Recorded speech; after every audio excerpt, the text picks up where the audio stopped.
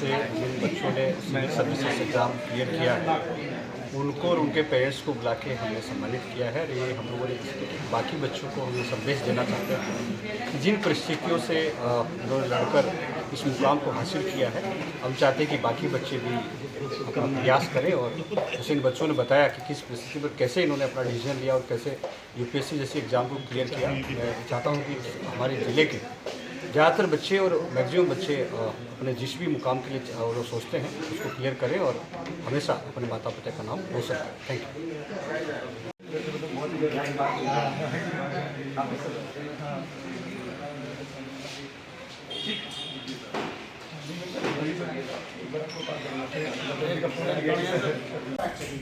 तो that was a time जब मैं दिन भर में 9 घंटे तक लगातार न्यूज़ ही पढ़ता रहता था, क्योंकि मेरा फैक्ट चेकिंग का काम था, वो बहुत बारीकी का काम होता है। आप एक गलती और कुछ भी हो सकता है, क्योंकि आप मीडिया में बहुत सीनियर लेवल पे और बहुत कॉमन प्लेटफॉर्म है इन शॉर्ट्स। तो वहाँ पे फिर मुझे ये लगा कि ये जो प्रोडक्टिव टाइम है मेरा, क्योंकि मैं 9 आवर्स पढ़ाई को दे रहा हूँ दिन के, तो मैं जॉब लीव करके थोड़ा 1-1.5 साल ट्राई कर लेता हूँ यूपीएससी के लिए।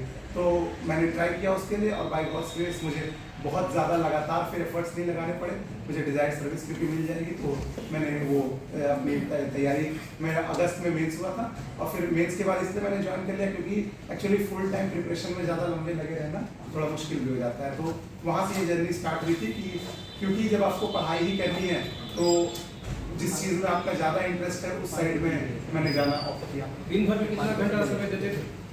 ऐसा कोई फिक्स नहीं था कि कितना घंटा समय देते थे, हाँ, बट ज़्यादा टाइम तो लगता है, ज़्यादा टाइम स्टडी हाउस में जाता था। और एक बार जब आपकी हैबिट बन जाती है फिर वो आपका डेली रूटीन का पार्ट हो जाता है। आपको मतलब वो बहुत एफर्टलेस सा लगने लगता है कि वो जो मोनोटोनस लाइफ होती है कि आप सुबह 6 बजे उठ रहे हो, 7 बजे लाइब्रेरी जा रहे हो, स्टडी हॉल, और उसके बाद लंच कर रहे हो, बस घर आके फिर डिनर कर रहे हो, आके सो जा रहे हो।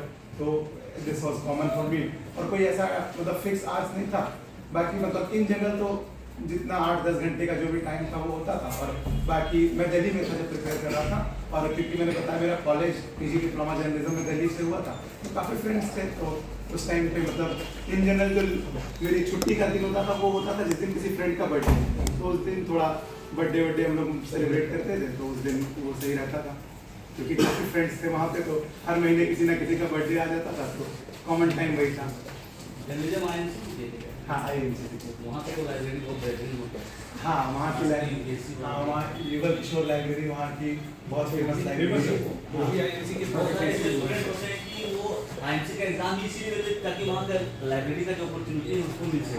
एक्चुअली वहाँ पे 2 चीज़ें हैं कि जेएनयू कैंपस से हम अटैच हैं, ओल्ड जेएनयू कैंपस में हमारा ये कॉलेज है, तो जेएनयू के लाइब्रेरीज का एक्सेस हमारे पास होता है, क्योंकि आपको पता है जेएनयू बहुत ओपन इन्वायरमेंट है। तो वहाँ जो हमारे कॉलेज के स्टूडेंट्स होते हैं वो जेएनयू के भी लाइब्रेरी में जाते हैं। तो ये मतलब दो कि अपना कैंपस बहुत छोटा है आईएमसी का, बट अपॉर्चुनिटी जेएनयू बगल में होने के चलते बहुत ज़्यादा अपॉर्चुनिटीज़ मिल जाती है कि आप बहुत कुछ एक्सप्लोर कर सकते हो।